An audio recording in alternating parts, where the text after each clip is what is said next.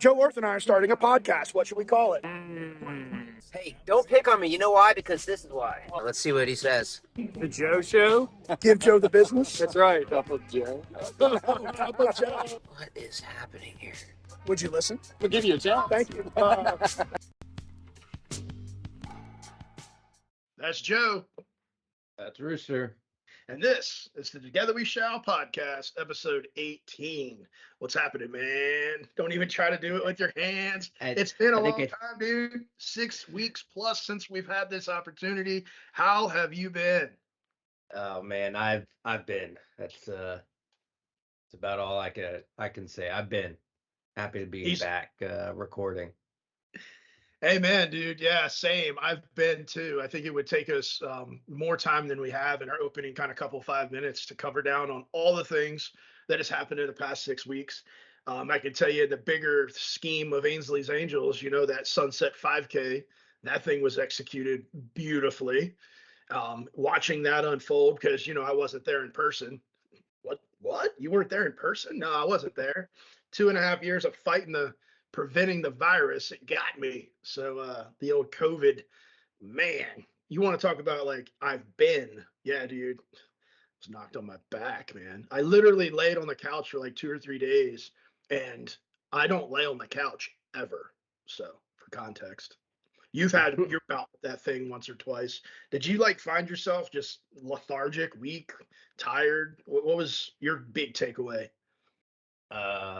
No, neither. I mean, both times was kind of pretty asymptomatic. I mean, tested because, first time Weston tested positive before his ear surgery, and then the second time just going to be around a bunch of, at-risk people. So I was trying to prepare. And my mom had just tested positive a week or so before that, and I was with her. And yeah, sure enough, another positive. But yeah, luckily I don't know, maybe it's a lot of Miller time or something that fights that thing off for me. I don't Since you said it, I'm gonna go there with you, bro. It is absolutely Miller time. Why? Because it's been way too doggone long. So friends, this is the moment in the show where we invite you to grab your favorite beverage, whether that's water, Starbucks, whatever the ladies are opening up there, and just join us in a toast to Miller time. If you're tube fed, get your loved one to hook you up, unclamp that thing, and let's go. Well, dude, we did this thing where I was asking you before, our break. I was asking hey, what's something that you've learned since the last time we spoke? Something that you picked up on in your travels, in your journeys that might be something you didn't know 6 weeks ago. Anything come to mind? Yeah, I mean, I can take one right out of your book and go with cherish. In this last 6 weeks journey, I lost my father unexpectedly. I think many people have seen that, on through whatever channels, but yeah, I mean, that was extremely unexpected. So kind of going back to what you said, God, however many years ago now with Ainsley, and to just cherish those moments. And then that led into being reunited with, all the siblings together for the first time in 4 years, and things of that nature. So yeah, cherish is something we need to live our lives by. That's it, man. I'm not even going to try to answer that one. That you put a charity real nice on top of that, real pretty nice wrap there. So just that I concur still with the importance of cherishing the moments every day. There's so much ease with allowing little things to just get inside your mind, but it really takes effort to actually say, you know what, the things that are in my mind or in my space that I can't affect. I'm not going to try to affect them, but if I can be happy, bright, or just feel it, right? You don't always have to be happy and bright. Sometimes there's value in feeling the stuff that doesn't feel good, like sadness and loss. But ultimately in the middle is this beautiful thing that we're all invited to do, which is to just cherish the moments, whether they're awesome or if they're sad and dark. And through cherishing them, we could really just take all that they offer. Yeah. Nevertheless, yeah. Speaking of cherish, my dog, Rocky. Remember I used to get upset when my dog would bark? I don't anymore. Okay. Because if he wants to bark, he's just doing what he does. He's a dog. Now, if it continues, I might have to let him out of the room.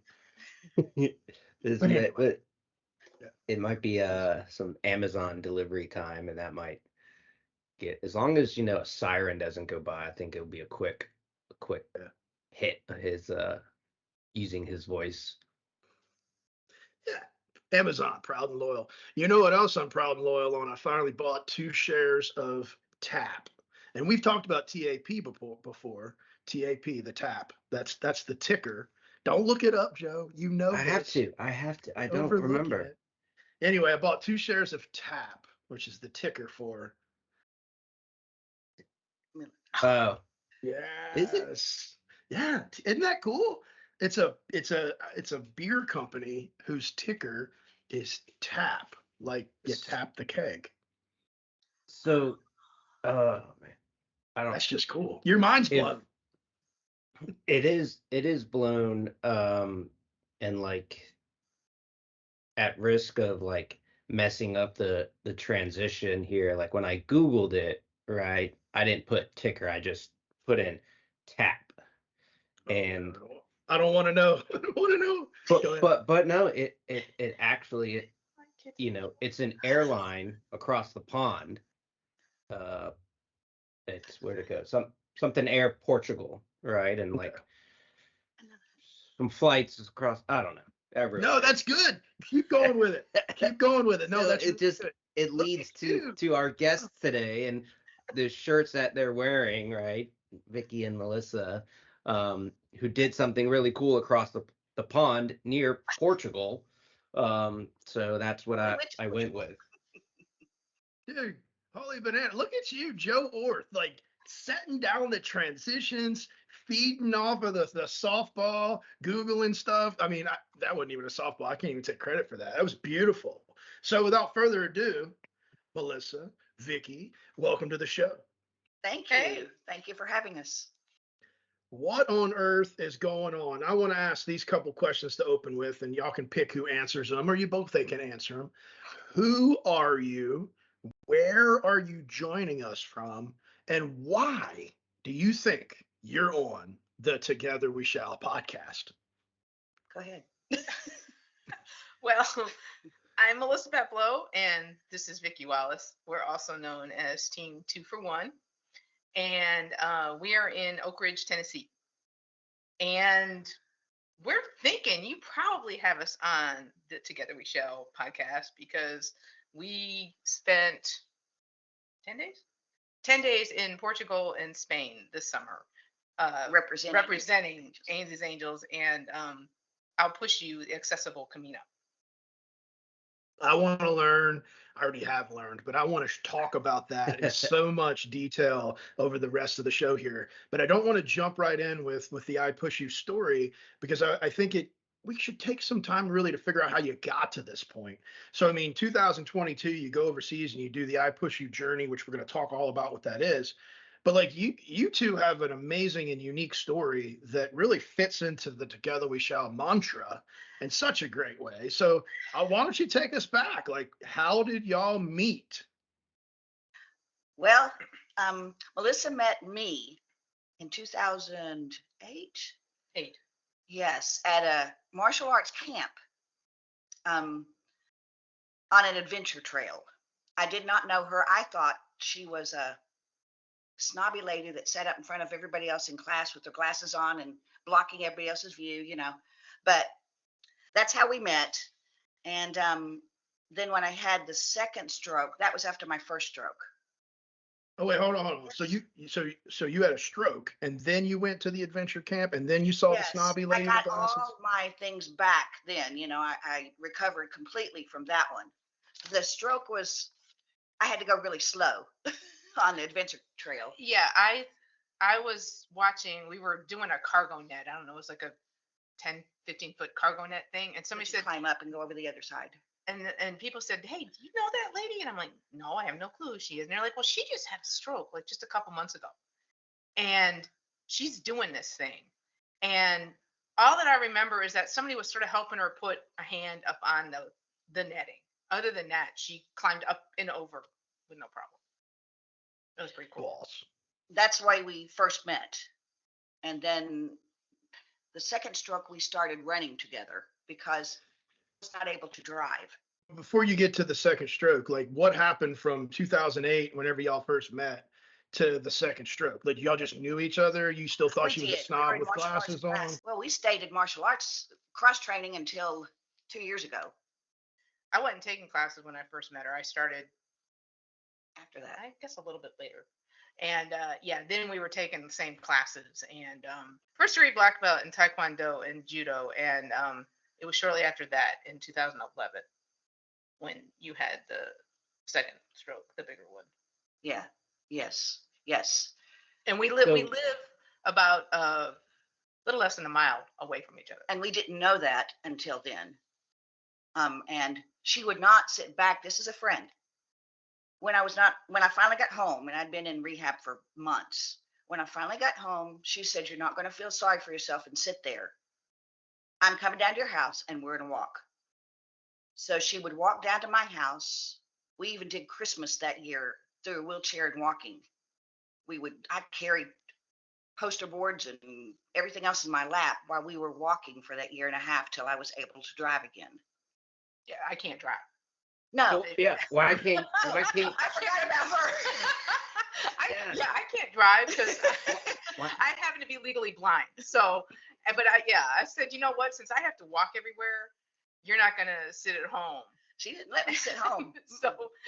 So we started walking, and that's when we found out that I lived less than a mile from her. So I'd walk down to her house, get her, and we just walked all over the neighborhood. So to recap, in 20 seconds or less, we have second award stroke victim, a legally blind individual, both black belts in martial arts, and now are walking and running with each other. Yes. I mean, right, like you could write a book just on that right there. Oh, that'd be If I scary. could be no, yeah, that would be scary. Yeah. Now we actually went with martial arts till the pandemic hit, and it hit right after we tested for our 4th degree master class. Wow, Nice. that's impressive. Yeah, that's strong.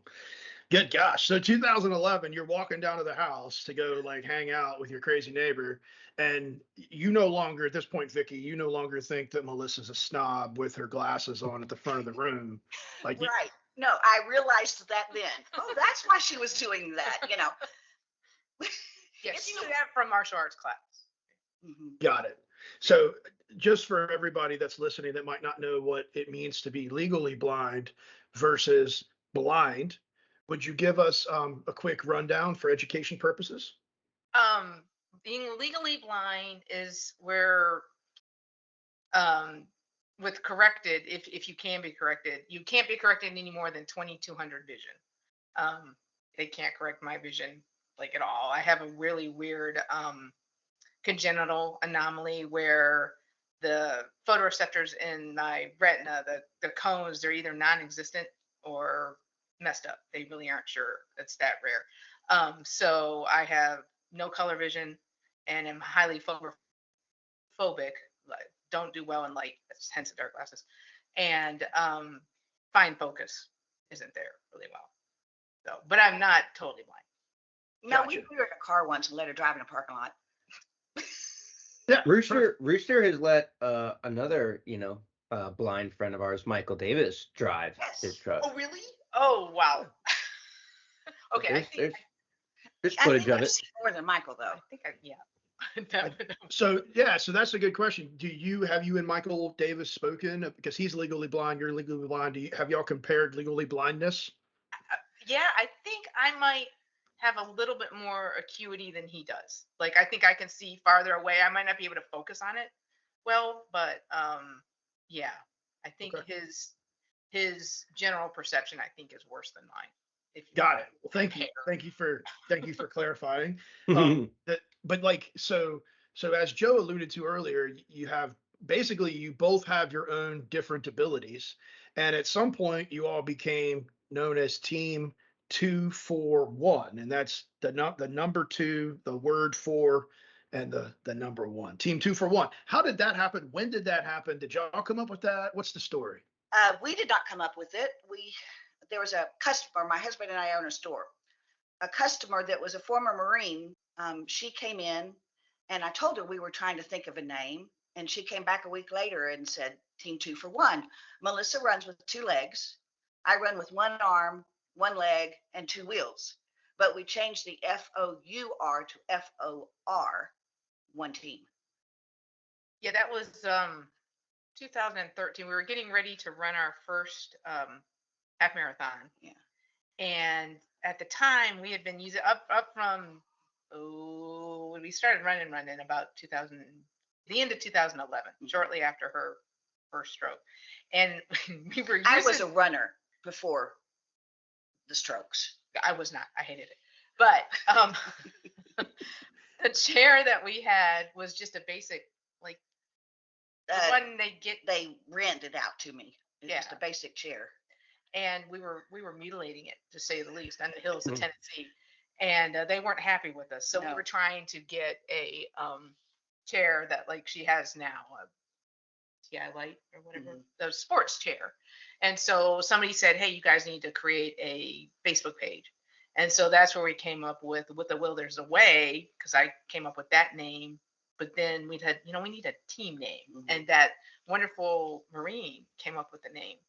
It was really neat that she did that. I feel silly saying this. Like, I don't know if I knew the backstory of like the Marine and the shop or everything. I thought you two just came up with it, kind of No. like you just said. But like, No, we're not that going- creative. but what's really neat is like you go like you two met in 2008 and have this awesome relationship. Rooster Night 2008, and like I Oh, probably thought some of the same things. Like, this guy's just in the front of the classroom taking us serious, because that's where he would be. And then the Marine Corps connection between us, like, that's really cool. yeah, Yeah. There you go. See, the Marines just bring everything together, right? they do. It gets better because in 2011 is when Ainsley's Angels was formed. So at the same time that you all became running, Ainsley's Angels was formed. Yeah, and I bet as we continue this chronological journey, there's going to be some cool connections, right? That is really cool. Yeah, and then we found out about Ainsley's Angels through I Run For, which was created in 2011 also, I think. We were one of the first Yeah, we were group. that. Yeah, there's a lot of people came to us via I Run For, so that's just a great connection of inclusion and Yes. the no limits and boundaries and all inclusive communities. Yeah, I mean, awesome how, small world becomes a big world. And now you all have just traveled all over the world, continue to do this together. I love it. We had a chance to come together back, speaking of Marines, at the Marine Corps Marathon. Not only are you all doing 5Ks in hills of Tennessee and half marathons, but marathons. So 2015, how did y'all find out about the Marine Marathon? Well, we found out about you guys through I Run For, and we had done the I Run For sponsored a half marathon for Ainsley's 10th birthday. Is that in 13? Am I correct? And then you guys also had I think to get to know about Ainsley's Angels of America family, you said something about like the first person to chime in or something like that on this link will win an entry to the Cannonball Roll, a virtual entry. And I did. And I thought, okay, this is really cool. So Angels is just really neat. And then shortly thereafter, I think it was Joe, somebody put in I Run For, hey, we have bibs available for the Marine Corps Marathon. And Vicky and I had thought, well, what could possibly do a marathon? This was back in December of 14. We had met Jeff Galloway, the Olympian, Jeff Galloway, who had done the Marine Corps Marathon, and some other people, and we're asking them, hey, what's a good marathon, your first marathon? And they said, the Marine Corps Marathon's a great one. and we weren't sure if we could possibly attempt to do anything like that. And they said, well, try. And then lo and behold, shortly, I'm within a week of talking with these people about that, Joe's post came up and said, contact Ainsley's Angels. So I did, freak it out. So, And so I want to stop you right there, and I want to say, Joe, what a great moment for all those other people that are freaking out about whether they can do a marathon or not. Joe, do you want to say something? I do. I would love to. So yes, what we've seen here and heard here is that no need to freak out. Just email Joe at Ainsley'sAngels.org, and you too can be on our charity team this year, and you too can run the People's Marathon, whether it's your first or 25th time. But the time to act is now. So if you're listening to this, hit pause and email Joe at Ainsley'sAngels.org. Thank you, Joe. Well done, because it ends at the end of this month, essentially. We're like within days of like, you cannot be on our team anymore. And it's not our choice. It's the Marine Corps Marathon rules. So we're getting close. And the ladies are looking at each other like, wait, did we email Joe yet? It's yes, funny, yes, we but because I was thinking back to that few 30 seconds ago, and I've been making the plug for Marine Corps for 18 episodes now, and we had a lot going on in the organization that unfortunately took me a little bit away from the Marine Corps Marathon efforts, but now I have the rest of the month to focus on that. And I was like, I think they're on the team. I'm pretty sure they're on the team. I was like, but I'm gonna let it come up if I ask. But yeah, they ladies. I just assume you're always on the team is really the way I look at it. Yeah, well, yeah, we deferred from 20, I guess. So yeah, using our deferral. Yeah.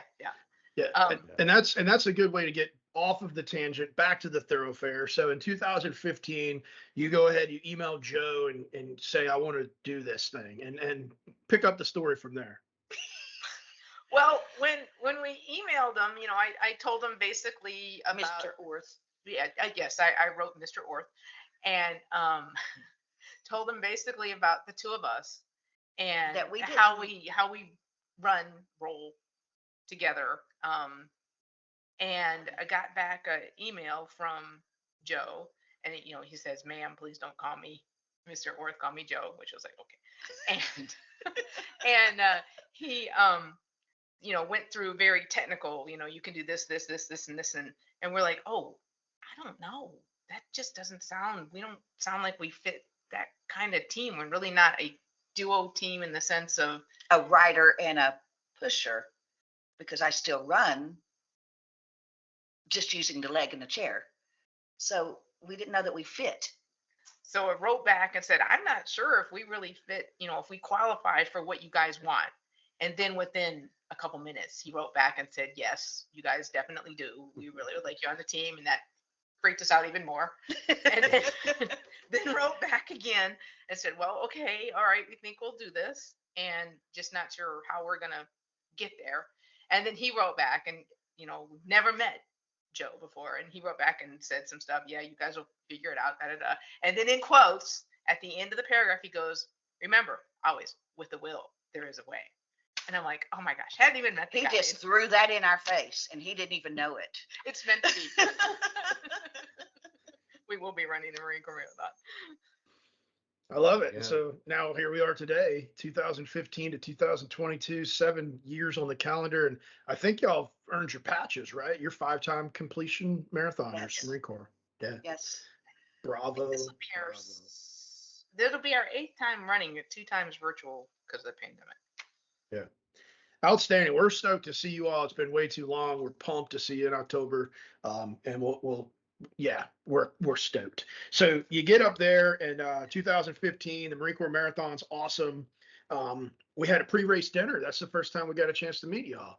Yes. I remember that so clearly. And with my poor memory, that sticks out.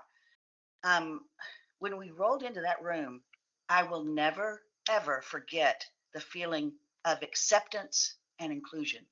I was accepted just the way I was, not that runner like I used to be. I was accepted. She was accepted as who we were and included. And that was just big. a lot of the races we had done here, we had to get permission to even do it. And I was looked upon as, some people said I cheated because I was just running with a wheelchair. And, it was not the acceptance that I felt there. Yeah, we talk about that. I appreciate you sharing that, because we talk about acceptance, but we talk about it in a bigger sense. So if you back it up, the first thing is an invitation. And if we can just invite people into our space, that's the first step. But you can't end there, because once you invite them and then they actually come and take your invitation and say yes, you have to welcome them. And if you do these two things right, invitation and welcoming, everyone will feel that acceptance. And Yes. then, and you know what comes after that? Belonging. Belonging. Yes. Family immediately. Yes. And we met Ainsley. We were beyond honored to have been able to meet Ainsley and Beautiful. Briley, and oh my gosh, Ainsley we still cherish that moment so much. Well, I want to make it clear to say that I appreciate the way that moment felt for you all, but you all also need to know that Ainsley, in her light and her spirit, was an inviting just soul, an accepting soul. And I think all three of your souls matched really well. I feel like all of you like knew each other for a long time, and that might sound freaky to some people. No, but I it's know what you mean, though. We shared a commonality. I don't know what Yeah, just really bright light. And the other thing I want to say is, while you're like, wow, it's great to meet Ainsley and Briley, and wow, like as a father, it brought me great joy for Briley to meet both of you, to see these strong, independent women who are adapting and overcoming and showing the world how to live. And I think that's a wonderful example. So I am returning your gratitude with gratitude to both of you. So Thank you. That's sweet. That's very sweet. Joe, anything you remember? Any memories? Like I knew they were going to do it. I mean, we welcomed them on the team, but it was just like the like as athletes, like the level of determination and grit that you ladies have to like keep going. One foot in front of the other for Well, ultra marathons, right? Like that. yes. It's so impressive. Your will and drive to do so. I mean, it truly just is remarkable. Thank you. It certainly Thank is. you. I remember when my mother was ill, paralyzed, and for 10 weeks, I tried to make her live her life like she was going to live. You can live your life like you're going to die, or you can live your life like you're going to live.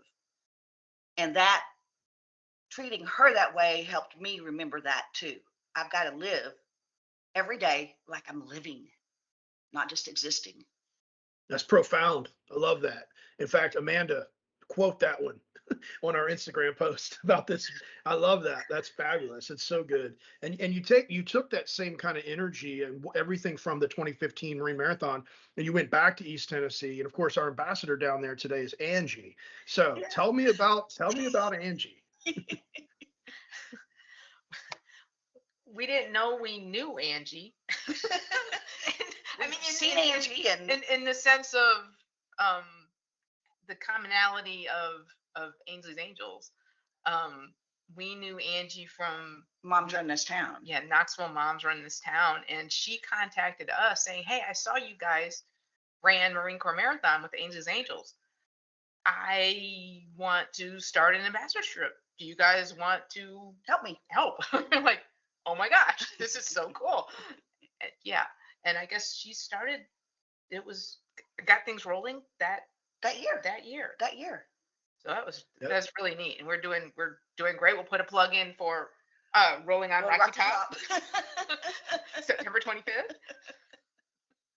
Yeah, September 25th. Angie, not only she's got the ambassadorship and you ladies helping, but now she's and has been for a good number of years now hosting her very own Ainsley's Angels Race Series race. So Rolling on the Rocky Top, always a really cool medal of a great race there in the shadows of the University of Tennessee. Yes. In fact, the mascots come, the cheerleaders go. Cheerleaders. Yeah. Go Vols. Go Vols. Yes. Oh yeah. I recently, just last week, and Joe doesn't even know this because I haven't had time to cover down with him, but the race director of the Knoxville Marathon Oh, Jason. reached out. I'm going to actually be the keynote speaker at the expo. Yeah. Wow. Yeah. We Really, did the really half honored. marathon. yeah, we're doing the half that year. Yeah, absolutely. Yeah. So That they is so offer a cool. full, a half, Good to see everything. ya. And the idea is to take, similar to how we've built our relationship with Marine Marathon and Louisiana Marathon and Indy Mini, and do something on that scale as we grow. So That's really awesome. excited. Yeah. Oh, He that- knows us, so oh, you'll love the Altmans. Oh, they are amazing people. Yeah. Oh, that is so cool. stoked. Yeah. yeah, So- they know us well. Oh, that's so cool. Yeah. That is so cool. More to follow on that. So y'all go back, y'all start the ambassadorship with Angie, and then of course, you know, good old fashioned, how do we say, Marine Corps motivated, enthusiastic, enticement. Y'all had to come on back and run the 2016 Marine Marathon. That was an amazing weekend. Emotional, amazing. How do you? Yeah, especially for Vicky. Yes, I will never forget that moment when you pulled the wheels that Angie and Melissa got together, I guess, to present me because I kept getting the flat tires. When you pulled those out of the box. Okay, I can't do this. You do it. All right. During our training, for the Marine Corps Marathon in 16, Vicky kept getting flats. So Angie came to me and she said, "Hey, we got to get Vicky some new wheels to present to her at the dinner, the pre-marathon dinner." And so I knew about that. Angie knew about it, and Angie was there that night, unbeknownst to me, and of course Vicky. And well, no, Angie didn't know either. So unfortunately, you know, Ainsley had passed in February, and which was just, we were all, you know, it was hard, that race. But when Rooster went to present Vicky with the wheels, pulled them out of the box and turns them around, and they have Ainsley's wheel covers from Ainsley's chair on them. And I mean, Such an honor. all of us were Such like an honor. floored. I mean, just floored. I was like, back up, and can you show them on the camera? Can you show them? No, sure not. Sort of. No, not really. No. Move the camera down. We'll get some pictures that we'll use. Yeah. Yeah, They're there. there they are. There. They're there. It was never a question that your wheels were the right place for those to go. Well, And looking I back, know since then, I have shared Ainsley's story with thousands of people. Thousands. And Yeah. these wheels, what that meant, wheel covers, what that meant to me.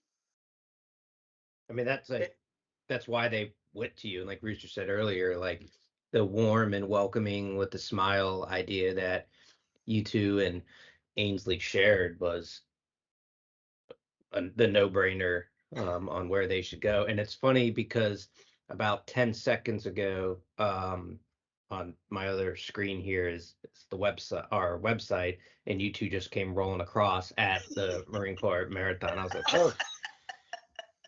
yeah, if you go to Ainsley'sAngels.org, the video that plays in the background is, you know, the I love big that video. there. So yeah, it was filmed that year.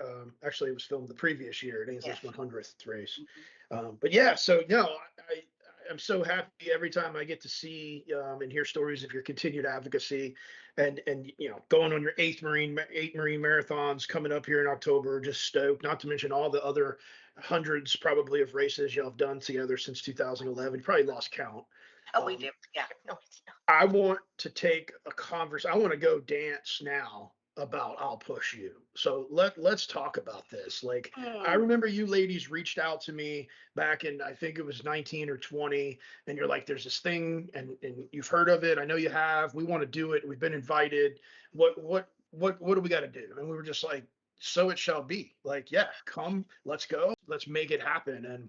And we had the pandemic that slowed our roll. But over the course of that process, y'all got more mentally and physically prepared. And here just recently you went over to Europe. So take us on a journey, ladies. Let's hear it. Well, for those of you who don't know about I'll Push You, it's a book and a movie about a documentary, I guess, about two lifelong friends that totally remind us of us. They were they were born in the same hospital hours apart. And He got the idea, Justin did, of doing the Camino, El Camino, the whole thing. And he, Patrick came over and Justin showed him a video about the Camino. And he said, I'd love to do that. And Patrick simply said, I'll push you. Yeah, there you go. And it was coined and it still lives today. Now, for everybody that's not sure, what is the Camino? Go ahead. That one's a hard one. well, there's multiple routes, but the main one is from Saint Jean Pierre de Port in France, up at the top of France, right by Spain, all the way to Santiago de Compostela. It was the way of Saint James, where they basically carried the bones of Saint James the Apostle from where he was found. His bones were found. Somebody had a crypt up in Santiago that they said they would give to donate to put St. James' body in. And so it's a pilgrimage, like one of the oldest Christian pilgrimages. Justin and Patrick did the whole thing, the 500 kilometers, 500 kilometers back in 2015. And like I said, they made a book and they had a documentary about it. And they wanted to bring, after their experience, they wanted to bring it to other people that were disabled. Now, mind you, the Camino is far from accessible. Well, Europe is basically far from accessible. Yeah, and they found that out. I mean, they had all sorts of issues traveling. They were the only ones at that time that have done the whole thing with a wheelchair. And so they decided they would like to bring it to others. And this pilgrimage is walked by people all over the world. We met people from all over the world. But they had to do the last 72 miles to be able to get what's called your Compostela. It's your certificate of completion. And so they knew they'd have to have a 72-mile route. And so that's from Sarria to Santiago. And so they created this and they invited people. You had to apply and then interview. And they found that we were what they thought would be good to be on the trip, along with us crazy people or something. They immediately knew we were nuts. But I think there's six other people in chairs, yes. And then me being visually impaired, and then 29 people signed up to help, which to me spoke so much because all these people could go walk it on their own, but they signed up to help. They were that giving heart that said, I'll help. So to put it all in context here, you ladies left Tennessee, went to Europe, and then traveled a pretty much inaccessible trail with the assistance of others. That was how long was the one that you all did? 72 miles? 72 miles. in 5 days. Wow. 6 days. Wow. 6 days. 6 days. Sorry. So it was average 15 miles a day. And what are some of your big memories? Like when I say Camino and the 6-day journey, what's the first thing that pops to your head, Vicky? First thing, friends. Love it. Hearts. I Vicky. can't believe I got to use their muscle and their heart to get me through that Camino. I couldn't do it without them. And I think we both quickly learned that you have to be willing to get help. And you can't do it alone. I mean, this was a definite together we shall. I mean, and I learned also, if I want to say I can do it on my own, I'm stealing their joy of helping. And I didn't want to do that. And that's what the Camino does. The Camino brings people together, and it's different than hiking the AT. I mean, it's a pilgrimage we were walking and looking at things from the 11th century, and the people though were just, people would jump in. I had people at one time from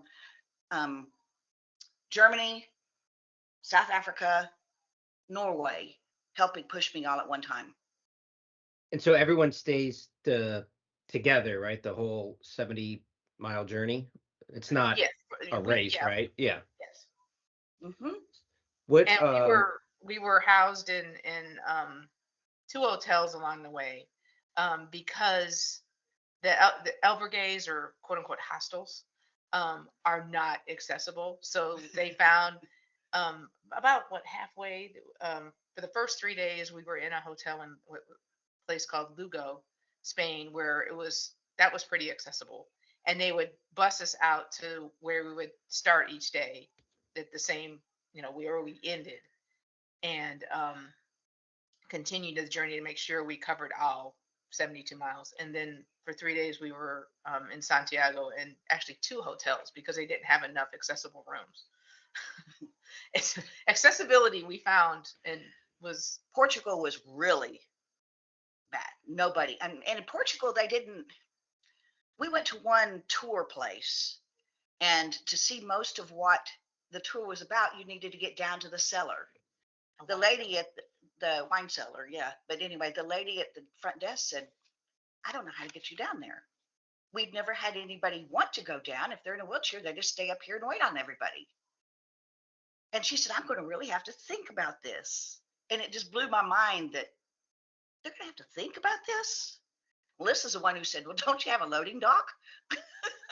So that's how I got in. Yeah, we went to Portugal for a couple days before we went to Spain. I mean, if you're going to go to Europe, you might as well see a little bit more stuff.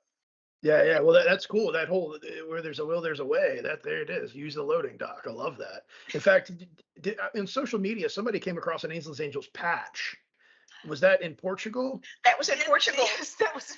I had put my patch on the backpack that I was carrying, and apparently it had fallen off.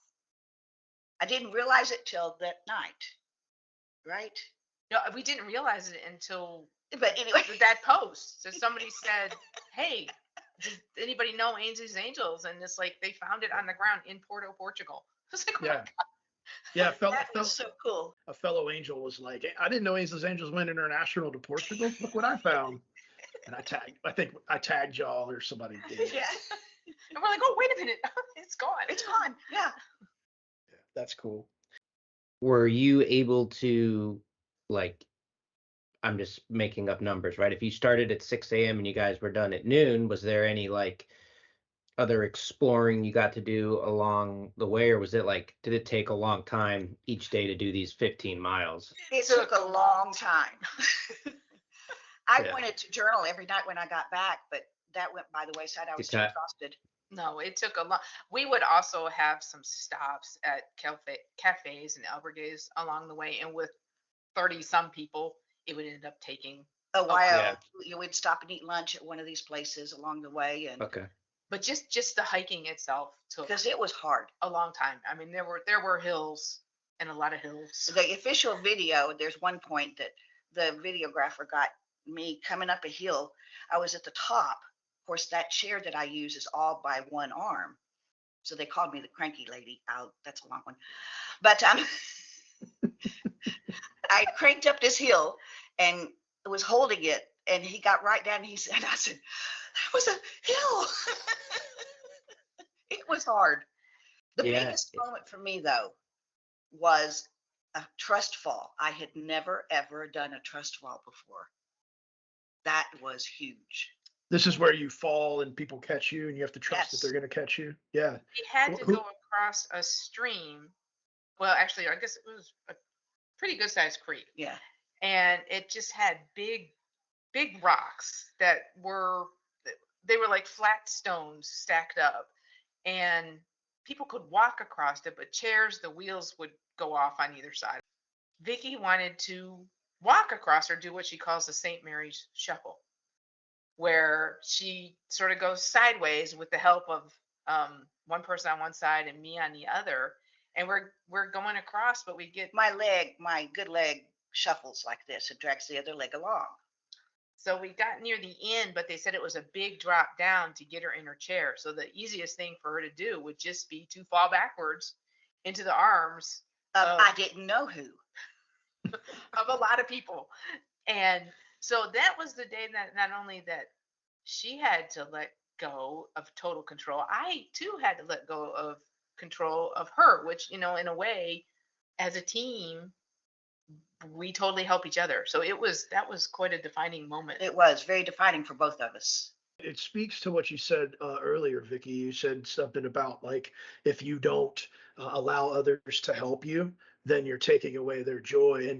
And I had said more than once that the idea that givers do not like to ask others for help because they're givers. And both of you are givers, and you're very independent in your ways and very, very supportive of others and one another in a beautiful way. So for you all to go as givers and actually ask or offer others to help, what a wonderful, wonderful thing to experience. That's beautiful. I'm happy. It was beautiful and but hard to accept for a little while. But I remember crying all the way up one hill because I was looking at these people. They would put straps. The hills were that bad. They had straps to both sides. Two people would be pulling the chair. There would be two people behind the chair pushing while they're pulling. The hills were that steep. And I'm cranking, as they said, and started crying because I could just see the strain that those people were giving to me. They were hurting. They were pulling that hard to give to me. And that I felt undeserving, but honored at the same time. And where are you now in terms of your acceptance of that offering? Have you come full circle? Yes. Yes. Good. I got when the pictures came out and I saw the picture of my free fall, I had no idea who was behind me other than one person. There were so many people around. There were people holding other people up. I mean, it They were was holding just me up. Well, you were holding my leg. Yeah. She lost her shoe, keeping out of the mud. Well, that's, I mean, together we shall, just defined. I love it. I love it. And hopefully we can get some of these pictures so we can post on the Together We Shall Instagram page when we launch this, because we want to bring to light some of these things that you're describing. Just so very, very beautiful. And knowing that you all represented Ainsley's Angels over there in such a beautiful way. Hopefully we'll have a new chapter in Minnesota. We handed out bracelets to so many people. We were so bad about getting pictures in, but I think we came home with about 5 bracelets. I mean, we handed out bracelets. Talking to one lady, though, that works up in Minnesota, and she says, I want to start an ambassadorship here. So I think she's going to. And do you still stay in touch with her? Yes. Wonderful. So she's going to hear this podcast, and I'm going to say, well, we haven't heard from her yet. Yeah. And then Alexandria is her name. just threw a name down. Okay. Alexandria, you're listening to episode 18 of Together We Shall podcast. Joe's writing over there. And Joe's writing your name down. Yeah. That's beautiful. That's beautiful. But I I'll just think tell I you, was man. excited on the trip to be able to help other people as well. I got to help push Justin, which was way cool, and that's a fun chair to hold back going down a hill. I can tell you that, and pull others up a hill. So yeah, it was really neat just getting to know so many other people, and the selfless hearts of everybody was just incredible. And if we have listeners out there that want to actually try out to do this, is there a process, a website? Mm-hmm. I think it's accessiblecamino.com or something like that.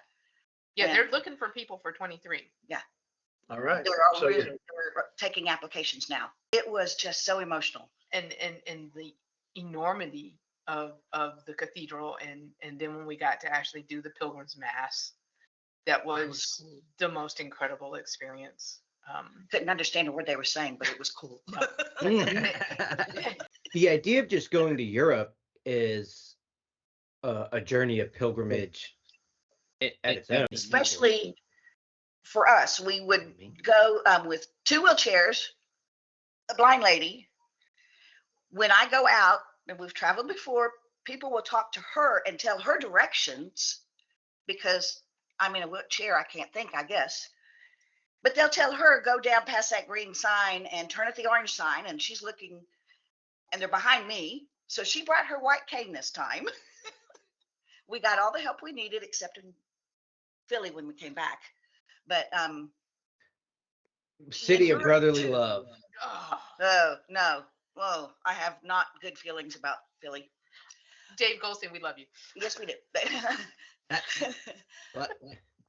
But in Europe, they do you different. When they take care of you, if you're in a chair, you don't get off a plane like everybody else.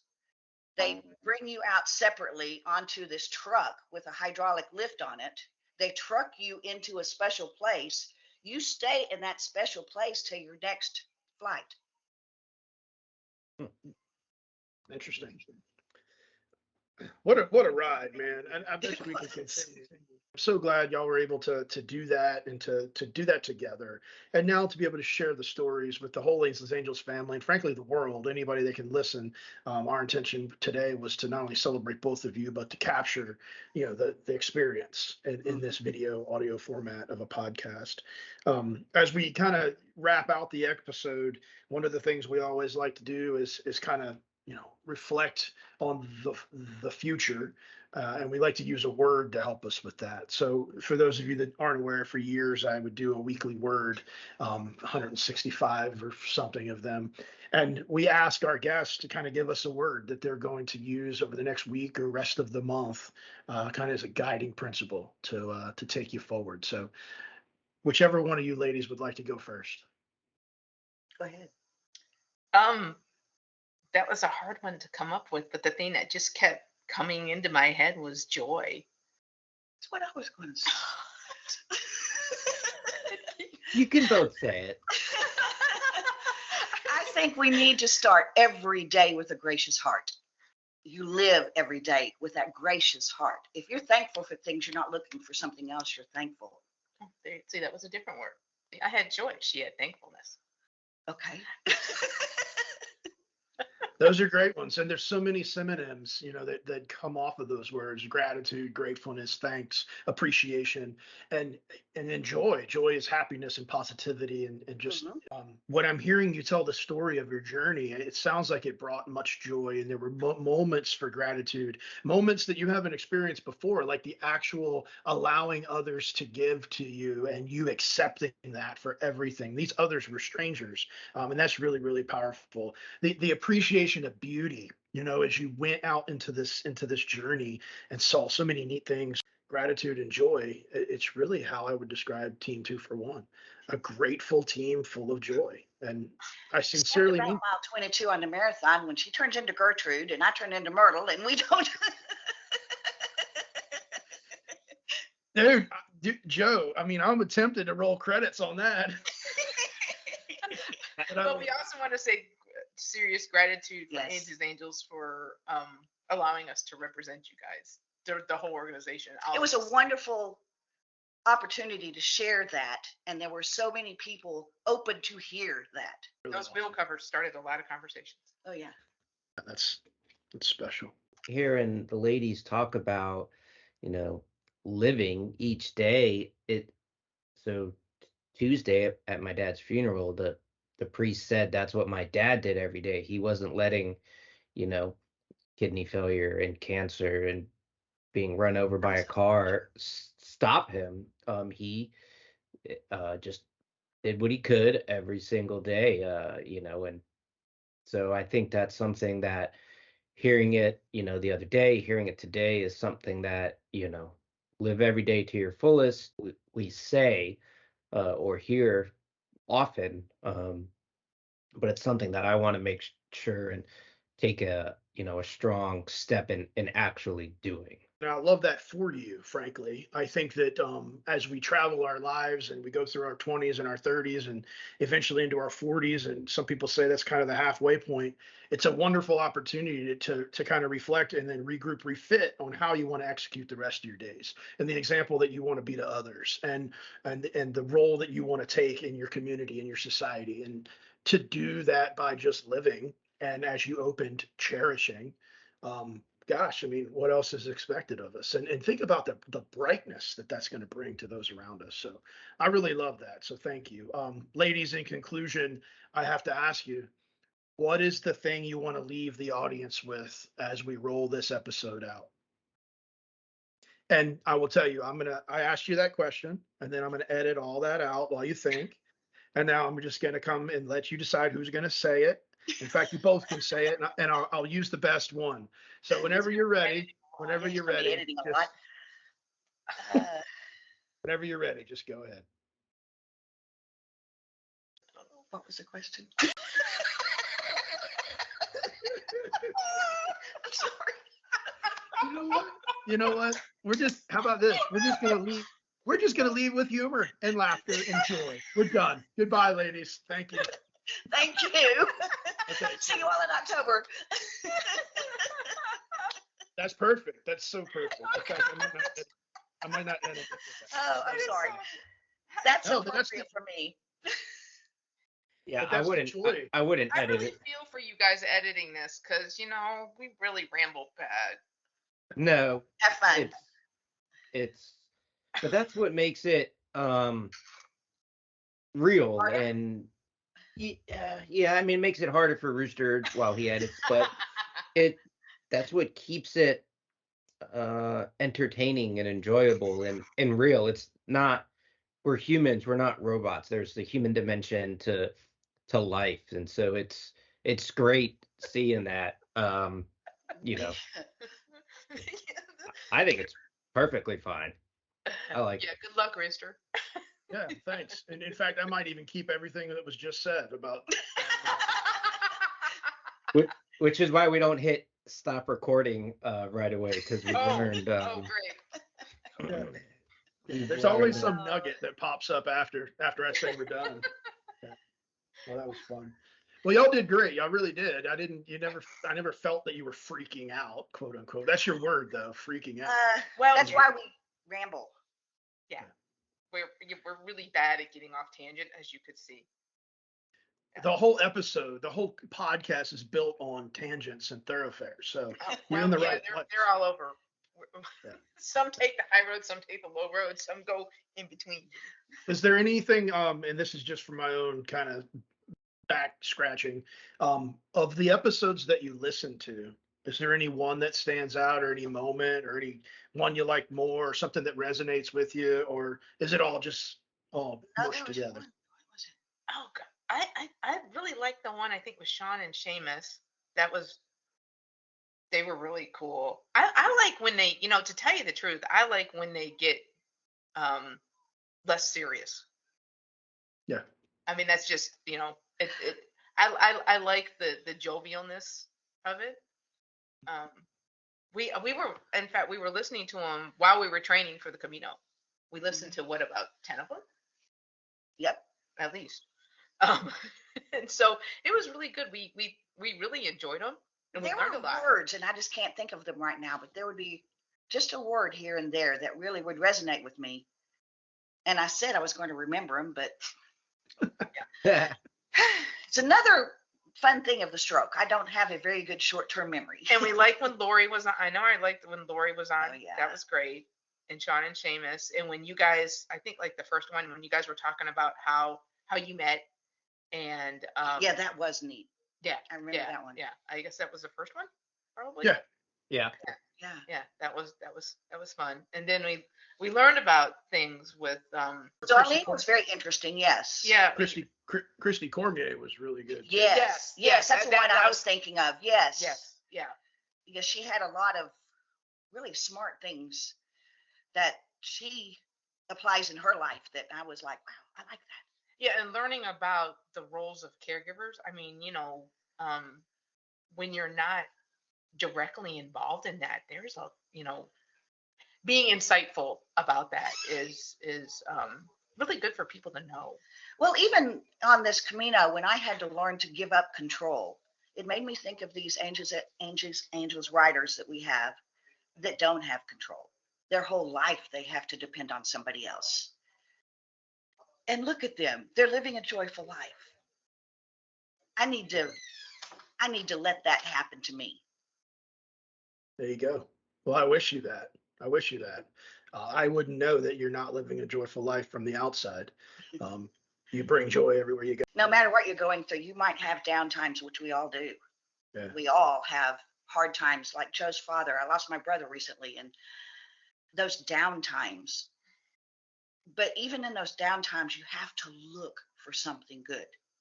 It's taking your focus off of the bad and look for something good. It doesn't go away, but it just helps temper that grief. Yeah, it's Yeah. what is it saying? Like that there's a good in everything. Find Silver lining. some Just yeah, silver lining, yeah. Yeah, sometimes it's more gray, but it's something. Yeah. And Yeah. as Rooster says that sometimes it sucks so bad it's amazing. You do not Sucks know so bad it's how How awesome. many many times times. we've used that? And sometimes we say that's amazing, and it's not so awesome right now. Yeah, that's what it is. It sucks so bad it's awesome. Yeah, sometimes it's like, yeah, it just, but I mean, you still end up finding something good out of that suckiness. Yeah. Yeah. Yeah. Amen. Well, this was fun. I'm was. appreciative. Really, really grateful y'all took the time to do this. And You know what? I got enough. He's in charge. We're done. This was good. Yeah, we're done here. The structure of this building has reached its capacity. Find your people, and if they make you feel sexy, even better.